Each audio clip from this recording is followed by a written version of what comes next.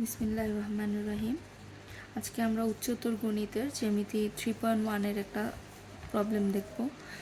এখানে দেখো তোমাদের প্রশ্নে দেওয়া আছে যে ত্রিভুজ এবিসি এর কোণ বি 60 ডিগ্রি হলে প্রমাণ করো যে AC square is equal to AB square plus BC square minus AB into BC. তো ফার্স্টে আমাদের কাজ হচ্ছে যে এই অনুযায়ী হচ্ছে আমরা চিত্রটা অঙ্কন করে নিব। হ্যাঁ, তাহলে এবিসি একটা ত্রিভুজ, ওখানে আমরা বি হচ্ছে 60 ডিগ্রি যেহেতু বলা আছে ওইটা নিয়ে নিলাম। তো এখান থেকে বিশেষ নির্বাচন তোমরা জানো যে এরকম করে যেটা দেওয়া থাকে সেটাকেই লিখে নিতে হয়, যে দেওয়া আছে ত্রিভুজ এবিসি এর কোণ বি 60 ডিগ্রি হলে প্রমাণ করতে হবে, যেটা তোমাকে প্রমাণ করতে হবে সেটা লিখে নিলাম। ওকে, এবার হচ্ছে অঙ্কন। দেখো এখানে আমাদের যেহেতু প্রমাণে হচ্ছে স্কোয়ার আছে, তাহলে স্কোয়ার কখন আসে? যখন পিথাগোরাসের উপপাদ্য আমরা ইউজ করি তখন স্কোয়ার আসে। আর পিথাগোরাস ইউজ করতে হলে আমাদেরকে একটা সমকোণী ত্রিভুজের দরকার হয়। এই মাঝখানের দাগটা হচ্ছে আমি পরে অঙ্কন করছি, যদিও এখানে তোমরা আগে দেখতে পাচ্ছ। তো এই দাগটা হচ্ছে পরে আমি এখানে অঙ্কনের সময় এইটা অ্যাড করছি, যে এ থেকে বিসি এর ওপর এডি হচ্ছে লম্ব আঁকি। হ্যাঁ, প্রথমে ছিল এবিসি একটা ত্রিভুজ, এইটুকুই ছিল তোমার প্রশ্নের যে ইনস্ট্রাকশন ছিল ওই অনুযায়ী হচ্ছে এবিসি একটা ত্রিভুজ।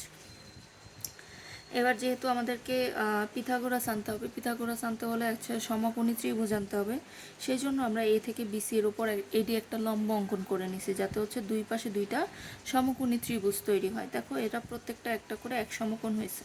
তাহলে আমরা জানি যে যে ত্রিভুজের একটি কোণ সমকোণ, তাকে আমরা সমকোণী ত্রিভুজ বলি। আর আমরা পিথাগোরাস ইউজ করতে পারি সমকোণী ত্রিভুজের ক্ষেত্রে। ওকে, তো এখানে এডিসি একটা হচ্ছে সমকোণী ত্রিভুজ এবং এডিবি একটা সমকোণী ত্রিভুজ অঙ্কন করা হইল। তো এখান থেকে এবার আমরা প্রমাণে চলে যাব। তো প্রমাণে চলে যাওয়ার জন্য দেখো আমরা হচ্ছে পিথাগোরাসের উপপাদ্য থেকে জানি যে পিথাগোরাস হচ্ছে অতিভুজ স্কোয়ার ইকুয়াল টু লম্ব স্কোয়ার প্লাস ভূমি স্কোয়ার। এটা আমরা জানি যে পিথাগোরাসের উপপাদ্য হচ্ছে অতিভুজ স্কোয়ার লম্ব স্কোয়ার প্লাস ভূমি স্কোয়ার। তো এখানে এই ত্রিভুজটা যদি আমি ধরি, যে এ ডি বি ত্রিভুজটা ধরি, তাহলে এখানে হচ্ছে এটা হচ্ছে সমকোণ। তাহলে সমকোণের বিপরীত বাহু সবসময় কি হয়? অতিভুজ হয়। এই সমকোণের অপোজিটে যে বাহুটা থাকবে সেটা কি হবে? অতিভুজ হবে। তো এখানে হচ্ছে এবি হচ্ছে অতিভুজ, আর লম্ব হচ্ছে সমকোণ। তুমি লম্ব হচ্ছে যে কোনো কাউকেই ধরতে পারো, এডিকেও লম্ব ধরতে পারো আর বিডিকেও লম্ব ধরতে পারো। তো এখানে হচ্ছে তুমি যেহেতু cos 60, মানে আমি চিত্রটা এরকম করে আঁকছি, তো সেই জন্য আমি হচ্ছে বিডিকে ভূমি এবং এডিকে লম্ব ধরে নিছি। যেহেতু এ মানে সোজা বরাবর আছে, এই জন্য একে লম্ব ধরে নিছি, আর বিডিকে হচ্ছে ভূমি ধরে নিছি। আচ্ছা, এখন দেখো আবার আমরা ত্রিকোণমিতির সূত্র থেকে কি জানি, যে কস সাইন কস তোমরা পড়ে আসছো, যে কস হচ্ছে cos theta is equal two, আমরা জানি যে ভূমি বাই অতিভুজ। আমি এখানে অতিভুজকে অতি দিয়ে সংক্ষেপে লিখছি। আচ্ছা, ভূমি বাই অতিভুজ। তাহলে দেখো এখানে যদি আমি এই মানটা নেই, যে এটা হচ্ছে cos 60 নেই, তাহলে কি আসবে? দেখো যে আমি যদি লিখি যে ত্রিভুজ এ ডি বি এ কোণ ডি হচ্ছে 90 ডিগ্রি এবং কোণ বি হচ্ছে 60 ডিগ্রি। তো এখান থেকে আমরা যদি cos 60 নেই, cos 60 ডিগ্রি নেই, তাহলে এখানে আমরা যখন যে এই কোণটা নেই সেই কোণের সাথে যে বাহু থাকে সেটাকে সবসময় ভূমি ধরি। তাহলে আমি এটাকে বলতে পারি বিডি হচ্ছে ভূমি বাই অতিভুজ। তাহলে বিডি হচ্ছে ভূমি আর অতিভুজ হচ্ছে এখানে কে? এবি হচ্ছে অতিভুজ। তাহলে এই যে এবি। এবার তোমরা নিশ্চয়ই জানো যে cos 60 মান কত? হাফ। তাহলে এই হাফ আমরা এখানে লিখে নিলাম, যে বিডি বাই এবি। এই হচ্ছে cos 60 মান। তাহলে এখান থেকে যদি আর আমি গুণ করি, তাহলে এবি ইজ ইকুয়াল টু আসতেছে 2 ইন্টু বিডি, মানে 2 বিডি। তাহলে এটাকে আমি 1 নম্বর সমীকরণ দিয়ে নিলাম।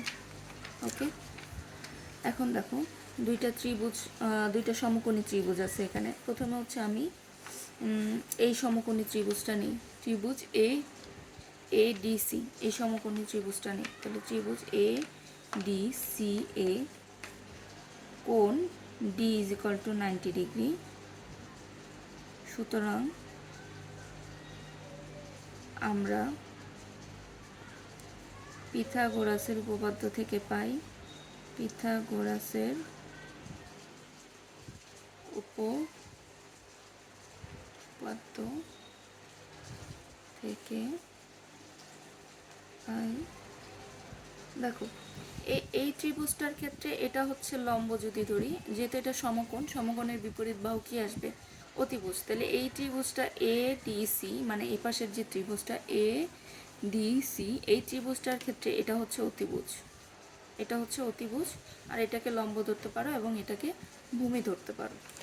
ওকে, তাহলে আমরা কি লিখতে পারি যে অতিভুজ স্কয়ার = লম্ব স্কয়ার প্লাস ভূমি স্কয়ার।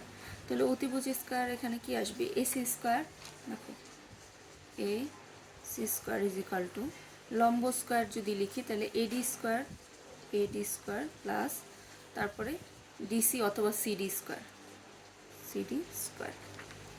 ওকে, এইটুকু আশা করি তোমরা বুঝতে পেরেছো। আচ্ছা, এখন দেখো AD স্কয়ার প্লাস, দেখো আমাদের প্রমাণে কি ছিল? AC স্কয়ার কি আনতে হবে? AB আর BC আনতে হবে। তাহলে এখানে আছে CD। হ্যাঁ, তাহলে সিডিকে আমরা বিসিতে রূপান্তরিত করতে হলে দেখো সিডি সমান আবার কি লেখা যায়? এই বিসি বিসি থেকে যদি বিডি বাদ দেই, এই পুরাটা থেকে যদি এই অংশটুকু বাদ দেই, তাহলে হচ্ছে আমাদের কি থাকে? সিডি থাকে। খেয়াল করো যে বিসি থেকে এই বিডি অংশ যদি বাদ দিয়ে দেই, এই পুরাটা থেকে এইটুকু অংশ যদি বাদ দিয়ে দেই, পুরাটা হচ্ছে বিসি থেকে যদি বিডি অংশ বাদ দিয়ে দেই, তাহলে হচ্ছে আমাদের সিডি থাকে। তাহলে সিডি = আমরা লিখতে পারি যে বিসি মাইনাস বিডি। দেখো এটা লেখা যায়, সিডির জায়গায় বিসি মাইনাস বিডি লেখা যায়। হ্যাঁ, আচ্ছা, এখন দেখো এডি স্কোয়ার, তো এডি স্কোয়ারের মতোই থাকবে। এটাকে a মাইনাস বি হোল স্কোয়ারের সূত্র লেখো। a মাইনাস বি হোল স্কোয়ারের সূত্র কী ছিল? a square minus 2ab plus B square. এটা হচ্ছে a স্কোয়ার মাইনাস বি স্কোয়ারের সূত্র। তাহলে এটাকে a আর এটাকে b ধরে a মাইনাস বি হোল স্কোয়ারের সূত্র বসাও। তাহলে কি আসবে? BC square minus 2bc into BD plus BD square. Okay, এইটুকু আশা করি তোমরা বুঝতে পেরেছো।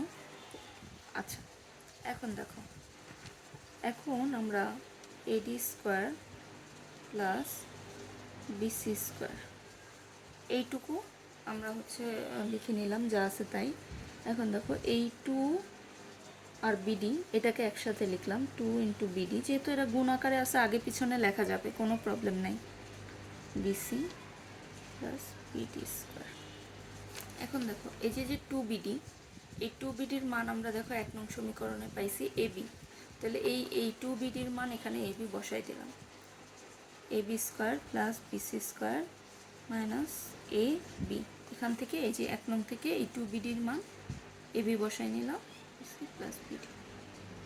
আচ্ছা, এটাকে আমি আবার 2 নং সমীকরণ দিয়ে নিলাম। এটাকে কার ভ্যালু পাইলাম যে AC স্কোয়ার AD স্কোয়ার, এটাকে 2 নং সমীকরণ দিয়ে নিলাম। এখন দেখো আবার ত্রিভুজ ADB, এই ত্রিভুজ থেকে, এই যে এটাও আরেকটা সমকোণী ত্রিভুজ ADB, এই ত্রিভুজ থেকে আমরা কি পাচ্ছি? ত্রিভুজ ADB থেকে পিথাগোরাসের উপপাদ্য অনুসারে কি পাচ্ছি? দেখো পিথাগোরাসের উপপাদ্য যদি এটার ক্ষেত্রে ইউজ করি, তাহলে অতিভুজ স্কোয়ার = লম্ব স্কোয়ার প্লাস ভূমি স্কোয়ার। তাহলে অতিভুজ এখানে কে? AB। তাহলে দেখো AB square = AD square plus BD square, মানে ভূমি স্কোয়ার, BD স্কোয়ার। এখন দেখো এখানে আমরা এবার হচ্ছে আমরা আবার 2 নং এই যে যে 2 নং সমীকরণ, এই 2 নং সমীকরণে চলে যাই। দেখো 2 নং সমীকরণে চলে গেলে আমরা কি পাচ্ছি, যে